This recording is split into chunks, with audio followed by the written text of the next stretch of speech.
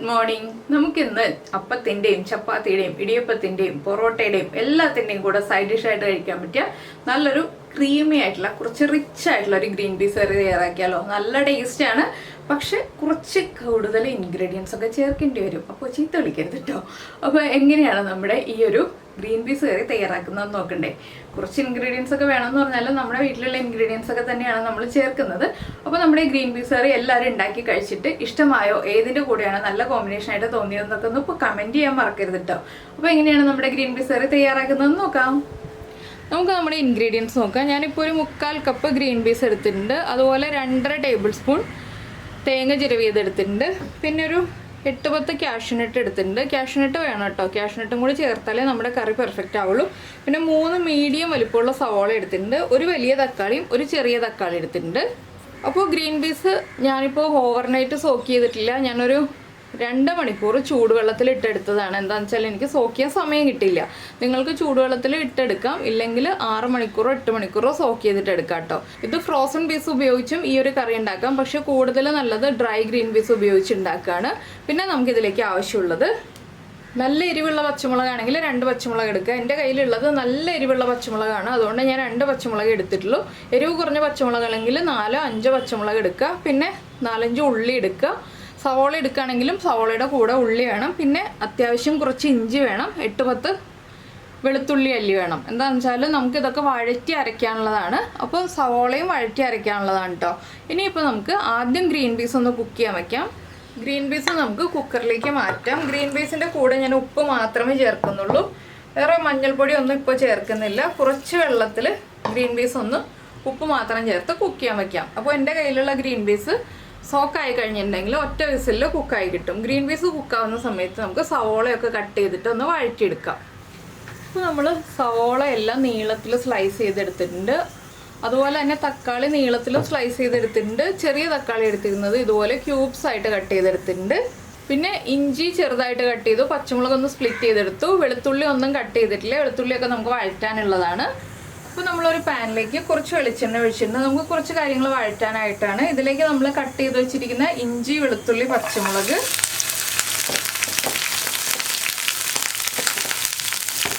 ഇതിൻ്റെ കൂടെ തന്നെ നമ്മൾ എടുത്ത് വെച്ചിരിക്കുന്ന ഒരു പീസ് പട്ട, 2 ഗ്രാമ്പു, 2 ഏലക്ക, അതിൻ്റെ കൂടെ തന്നെ 2 നമ്മുടെ സ്റ്റാർ അനീസില്ലേ, സ്റ്റാർ അനീസിൻ്റെ 2 പെറ്റൽസ്, ഇത്രയും ചേർത്തിട്ടുണ്ട്. ഇതിൻ്റെ കൂടെ ഒരു സവോള നമ്മൾ നീളത്തിൽ സ്ലൈസ് ചെയ്തത്, ഒരു സവോള മതി.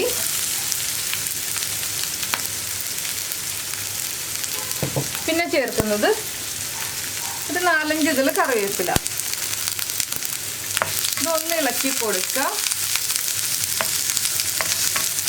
ഇനി ഇതിലേക്ക് ഒരു 1/4 ടീസ്പൂൺ കുരുമുളക്,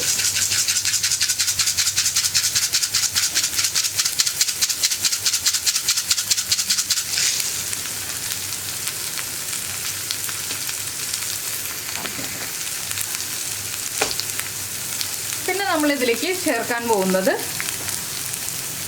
തേങ്ങ ചിരവിയത്. ഇതെല്ലാം നന്നായിട്ട് വഴറ്റണ്ട കേട്ടോ. അതുപോലെ തന്നെ നമ്മുടെ കാഷ്യൂനട്ട്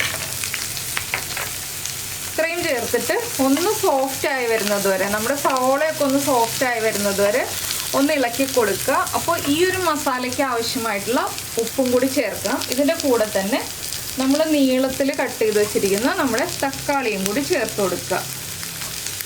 ഒരു 1/4 ടീസ്പൂൺ ഉപ്പും കൂടി ചേർക്കുക. പിന്നെ നമ്മൾ ചേർക്കുന്നത് പെരിഞ്ജീരകം, 1/2 ടീസ്പൂൺ പെരിഞ്ജീരകം, വലിയ ജീരകം, നമ്മുടെ ഫെന്നൽ സീഡ്സ്,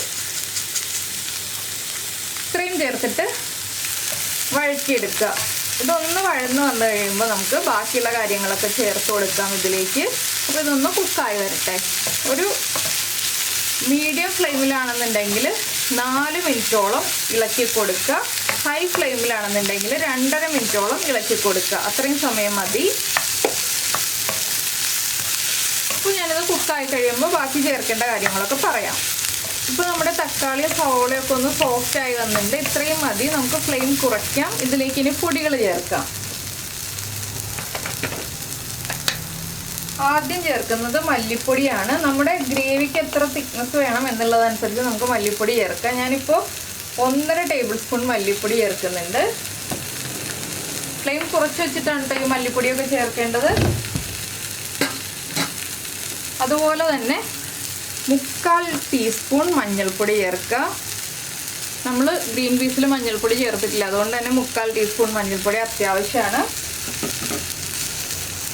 ഈ പൊടികൾ രണ്ടും കുക്കായി വരുന്നത് വരെ വീണ്ടും ഒന്ന് ഇളക്കി കൊടുക്കുക. ലോ ഫ്ലെയിമിൽ വെച്ചിട്ട് വേണം 1 മിനിറ്റ് ഒന്ന് ഇളക്കി കൊടുക്കാൻ.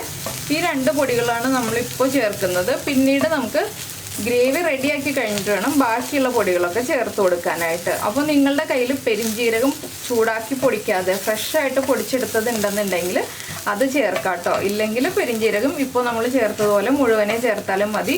കുരുമുളക് പൊടിയും പെരിഞ്ജീരകവും ഒക്കെ പൊടിച്ചത് ചേർക്കുന്നതിനേക്കാൾ നല്ലത് ഇതുപോലെ ഫ്രഷായിട്ട് ചേർക്കുന്നതാണ്. അപ്പോൾ ഈ പൊടികളൊന്ന് കുക്കായി വരട്ടെ. 1 മിനിറ്റ് സമയം എടുത്ത് കുക്ക് ചെയ്തെടുക്കുക. അല്ലെങ്കിൽ ലോ ഫ്ലെയിമിൽ 1.5 മിനിറ്റ് സമയം എടുത്ത് കുക്ക് ചെയ്തെടുക്കുക. നിങ്ങളുടെ ബർണറിൻ്റെ ചൂടനുസരിച്ച് കുക്ക് ചെയ്തെടുക്കുക. പിന്നെ ഇതിലേക്ക് വറവിടണം എന്ന് നിർബന്ധം ഉണ്ടെന്നുണ്ടെങ്കിൽ വറവിടാം. വറവിടണമെന്ന് നിർബന്ധം ഇല്ലെങ്കിൽ വറവിടണ്ട കേട്ടോ.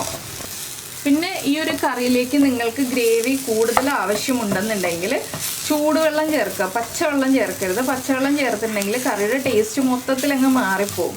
അപ്പോൾ എപ്പോഴും നമ്മൾ കറികൾ ഉണ്ടാക്കുമ്പോൾ ചൂടുവെള്ളം ചേർത്തിട്ട് മാത്രം കറികൾ ഉണ്ടാക്കാൻ ശ്രദ്ധിക്കുക. പച്ചവെള്ളം ചേർത്തിട്ട് കറികൾ ഉണ്ടാക്കാതിരിക്കുക. പിന്നെ ഒരുപാട് തേങ്ങ ചേർത്തിട്ടും കറികൾ ഉണ്ടാക്കേണ്ട ആവശ്യമില്ല കേട്ടോ. ഇതുപോലെ കാഷ്യൂനട്ടൊക്കെ ചേർത്ത് കറി ഉണ്ടാക്കുമ്പോൾ കുറച്ച് തേങ്ങ മാത്രം ചേർക്കുക. അപ്പോൾ നമ്മുടെ പൊടികളൊക്കെ കുക്കായിട്ടുണ്ട്. നമുക്ക് ഫ്ലെയിം ഓഫ് ചെയ്തിട്ട് വേറൊരു പാൻ വയ്ക്കാം. ഈ ഒരു കറിയിൽ കുറച്ച് പാത്രങ്ങളൊക്കെ ആവശ്യമാണ്. അപ്പോൾ നമുക്കിനി അടുത്ത പാൻ വെച്ചിട്ട് ചൂടാക്കി എടുക്കാം. അതിലിനി കുറച്ച് കാര്യങ്ങളൊക്കെ വഴച്ചെടുക്കാനുണ്ട്. അപ്പോൾ അതിനുള്ളിൽ നമുക്ക് ഈ ഒരു മസാല പ്രിപ്പയർ ചെയ്തത് ഒന്ന് അരച്ചെടുക്കണം. കുറച്ച് വെള്ളം ചേർത്ത് നന്നായിട്ടൊന്ന് അരച്ചെടുക്കാം. അപ്പോൾ നമ്മുടെ മസാലയൊക്കെ അരച്ച് മാറ്റി വെച്ചിട്ടുണ്ട്. വീണ്ടും വേറൊരു പാൻ വെച്ചിട്ട് കുറച്ച് വെളിച്ചെണ്ണ ഒഴിച്ചിട്ടുണ്ട്. ഇതിലേക്ക് നമുക്ക് കടുക് ചേർത്ത് കൊടുക്കാം. നമ്മൾ വറവിടുന്നത് ലാസ്റ്റ് ചേർത്താലും മതി, ഇല്ലെങ്കിൽ വറവിട്ടില്ലെങ്കിലും കുഴപ്പമില്ല. നിങ്ങളുടെ ചോയ്സാണ് വറവിടുക എന്നുള്ളതൊക്കെ. ഞാൻ വറവിടുന്നുണ്ട്. ഒരു 1/4 ടീസ്പൂണോളം കടുക് ചേർക്കുന്നുണ്ട്. കടുകിൻ്റെ അളവൊക്കെ നിങ്ങളുടെ ഇഷ്ടമനുസരിച്ച് ചേർക്കാം. കടുകൊന്ന് പൊട്ടി വരട്ടെ. അപ്പോൾ നമ്മുടെ കടുക് പൊട്ടിക്കൊണ്ടിരിക്കുന്നുണ്ട്. ഇതിലേക്ക് നമ്മൾ ആദ്യം എടുത്ത് വെച്ചിരുന്ന ഉള്ളി ഉണ്ടല്ലോ, അത് റൗണ്ടിൽ കട്ട് ചെയ്തത് ഇതുപോലെ എടുത്ത് വയ്ക്കാം കേട്ടോ. റൗണ്ടിൽ തന്നെ കട്ട് ചെയ്ത് ചേർക്കണം. അപ്പോൾ നമുക്കിനി ഉള്ളി ചേർത്ത് കൊടുക്കാം.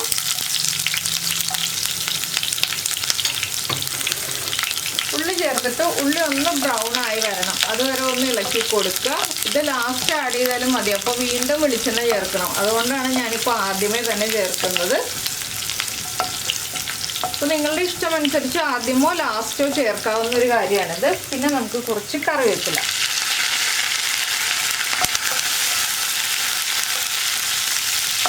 ഉള്ളി നന്നായിട്ട് ബ്രൗൺ ആയി വരണം.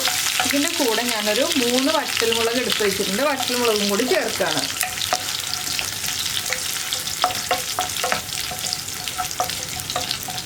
ഈ ഒരു കറി കുറച്ച് റിച്ച് ആയിട്ടുള്ളൊരു കറിയാണ് കേട്ടോ. കാഷ്നട്ടും തേങ്ങയും ഒക്കെ ചേർത്തിട്ട്, പക്ഷെ നല്ലൊരു ടേസ്റ്റി ആയിട്ടുള്ള ഗ്രീൻ പീസ് കറിയാണ്. നമ്മൾ സാധാരണ വീട്ടിൽ എളുപ്പത്തിൽ ഉണ്ടാക്കുന്ന ഗ്രീൻ പീസ് കറിയേക്കാൾ കുറച്ചുകൂടി ടേസ്റ്റി ആയിട്ടുള്ള റിച്ച് ആയിട്ടുള്ളൊരു ഗ്രീൻ പീസ് കറിയാണിത്. അപ്പോൾ നമ്മുടെ ഉള്ളിയൊക്കെ ഒന്ന് ബ്രൗൺ ആയി തുടങ്ങുന്നുണ്ട്. ഇനി നമുക്കിതിലേക്ക് നമ്മൾ കട്ട് ചെയ്ത് വെച്ചിരിക്കുന്ന 2 സവോള ഉണ്ടല്ലോ, അതും കൂടി ചേർക്കുക. ഇനി നന്നായിട്ടൊന്ന് വഴറ്റിയെടുക്കുക. ഇതിലേക്ക് 1 പിഞ്ച് മാത്രം ഉപ്പ് ചേർത്ത് കൊടുക്കുക. എന്താണെന്ന് വെച്ചാൽ നമ്മൾ ഗ്രീൻ പീസിൽ ഉപ്പ് ചേർത്തിട്ടുണ്ട്, നേരത്തെ തയ്യാറാക്കിയ മസാലയിൽ ഉപ്പ് ചേർത്തിട്ടുണ്ട്. ഇനി ഒരുപാട് ഉപ്പ് ചേർത്തിട്ടുണ്ടെങ്കിൽ നമ്മുടെ കറിയുടെ ഉപ്പ് കൂടിപ്പോവും. അപ്പോൾ ഇപ്പോൾ വളരെ ചെറിയ അളവിൽ ഈ സവോള ഒന്ന് വഴറ്റിയെടുക്കാൻ ആവശ്യമായ ഉപ്പ് മാത്രം ചേർത്ത് കൊടുക്കുക. ഞാനൊരു 2 പിഞ്ച് ഉപ്പ് ചേർക്കുന്നുണ്ട്. ഈ സവോള ഒന്ന് നന്നായിട്ട് കുക്കായി വരട്ടെ. അതുവരെ നമ്മൾ ഇളക്കി കൊടുത്തുകൊണ്ടിരിക്കുക. ഇപ്പോൾ വേറെ ഒന്നും ഇതിലേക്ക് ചേർക്കാനില്ല. അപ്പോൾ നമ്മുടെ സവോളയൊക്കെ ഒന്ന് നന്നായിട്ട് വഴന്ന് വന്നിട്ടുണ്ട്. ഇനി നമുക്കിതിലേക്ക് കുറച്ച് മഞ്ഞൾപ്പൊടി ചേർക്കാം. 1/2 ടീസ്പൂൺ മഞ്ഞൾപ്പൊടി. നിങ്ങൾ ഗ്രീൻ പീസ് മഞ്ഞൾപ്പൊടി ചേർത്താണ് വേവിച്ചതെങ്കിൽ മഞ്ഞൾപ്പൊടി ചേർക്കണ്ട കേട്ടോ ഇപ്പോൾ. അതുപോലെ തന്നെ 1/2 ടീസ്പൂൺ ഗരം മസാലപ്പൊടി. ഇത്രയും ചേർത്തിട്ട് ഈ മഞ്ഞൾപ്പൊടിയുടെയും ഗരം മസാലപ്പൊടിയുടെയും ആ റോ ടേസ്റ്റ് ഒന്ന് മാറി വരുന്നത് വരെ ഒന്ന് ഇളക്കി കൊടുക്കുക.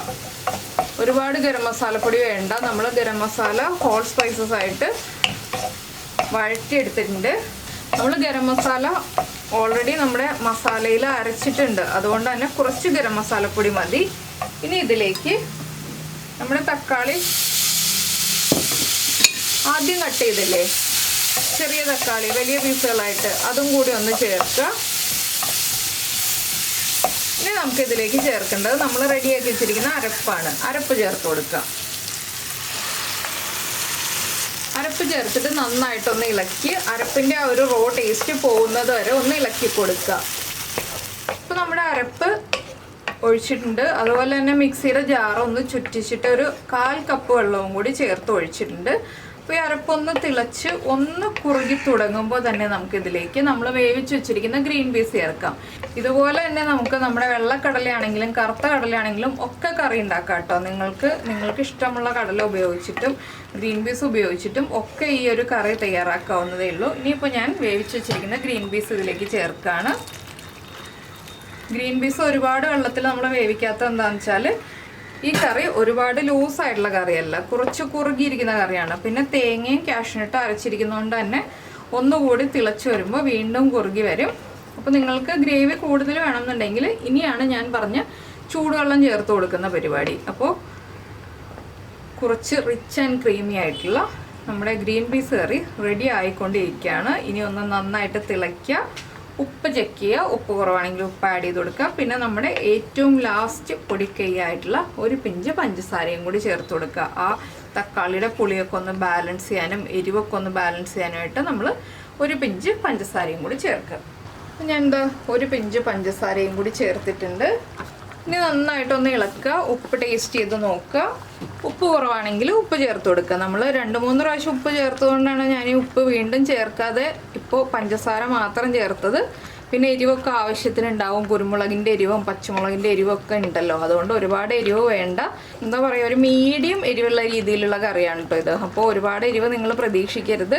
ഇനിയിപ്പോൾ ഇത് കുറുകി വരും. എന്താണെന്ന് വെച്ചാൽ കാഷ്നട്ട് ചേർത്തിട്ടുള്ളത് കൊണ്ട് വേഗം കുറുകും. അപ്പോൾ ഞാൻ ഈ ഒരു കറി ചപ്പാത്തിയുടെ കൂടെ കഴിക്കാനാണ് ഉണ്ടാക്കുന്നത്. നിങ്ങൾക്ക് അപ്പത്തിൻ്റെ കൂടെയും ഇടിയപ്പത്തിൻ്റെ കൂടെയും ചപ്പാത്തിയുടെ കൂടെയും ഒക്കെ കഴിക്കാം കേട്ടോ. അപ്പോൾ എന്തായാലും നമ്മുടെ കറി റെഡി ആയി കഴിഞ്ഞു. നിങ്ങൾക്ക് വേണമെന്നുണ്ടെങ്കിൽ ലാസ്റ്റ് കുറച്ച് മല്ലിയില ഇട്ടിട്ട് ഗാർണിഷ് ചെയ്യാം. പിന്നെ നമ്മുടെ നാടൻ രീതിയിലുള്ള കറി ആയതുകൊണ്ട് മല്ലിയില ചേർക്കണം നിർബന്ധമില്ല. ഞാൻ ഫ്ലെയിം ഓഫ് ചെയ്യാണ്. അപ്പോൾ നിങ്ങൾക്ക് എല്ലാവർക്കും ഈ ഒരു കറി ഇഷ്ടമായി എന്ന് വിചാരിക്കുന്നു. ഇഷ്ടമായിട്ടുണ്ടെങ്കിൽ ഒന്ന് ലൈക്ക് ചെയ്യാനും അതുപോലെ തന്നെ കമൻറ്റ് ചെയ്യാനും മറന്നു പോരുത്. പിന്നെ വെളിച്ചെണ്ണയിൽ തന്നെ പ്രിപ്പയർ ചെയ്യാം കേട്ടോ. വെളിച്ചെണ്ണയിലല്ലാതെ സൺഫ്ലവർ ഓയിലോ മറ്റുള്ള ഓയിലുകളിലോ പ്രിപ്പയർ ചെയ്യുന്നതിനേക്കാൾ ടേസ്റ്റ് വെളിച്ചെണ്ണയിൽ പ്രിപ്പയർ ചെയ്യുമ്പോഴാണ്. അപ്പോൾ എല്ലാവരും ട്രൈ ചെയ്ത് നോക്കിയിട്ട് ഫീഡ്ബാക്കൊക്കെ അറിയിക്കുക. പിന്നെ നമ്മുടെ ചാനൽ ആദ്യമായിട്ട് കാണുകയാണ്, നമ്മുടെ വീഡിയോ പ്രസൻറ്റ് ചെയ്യുന്ന രീതിയൊക്കെ ഇഷ്ടമായി എന്നുണ്ടെങ്കിൽ നമ്മുടെ ചാനലൊന്ന് സബ്സ്ക്രൈബ് ചെയ്ത് സപ്പോർട്ട് ചെയ്യണേ. സബ്സ്ക്രൈബ് ചെയ്യുന്നതിന് ഈ വീഡിയോയുടെ താഴെയുള്ള റെഡ് സബ്സ്ക്രൈബ് ബട്ടൺ ഒന്ന് ക്ലിക്ക് ചെയ്യുക. അതിൻ്റെ റൈറ്റ് സൈഡിലുള്ള ബെല്ലൈക്കണും ക്ലിക്ക് ചെയ്യുക. അപ്പോൾ ഓളെന്ന് പറഞ്ഞിട്ടൊരു ഓപ്ഷൻ കാണാം. ആ ഓളും കൂടി പ്രസ് ചെയ്തിട്ടുണ്ടെങ്കിൽ ഞാൻ എപ്പോഴും വീഡിയോ അപ്ലോഡ് ചെയ്യുമ്പോൾ നിങ്ങൾക്ക് നോട്ടിഫിക്കേഷൻ വരും. അപ്പോൾ നമുക്ക് നമ്മുടെ അടുത്ത റെസിപ്പിയുമായിട്ട് അടുത്ത ദിവസം വീണ്ടും കാണാം.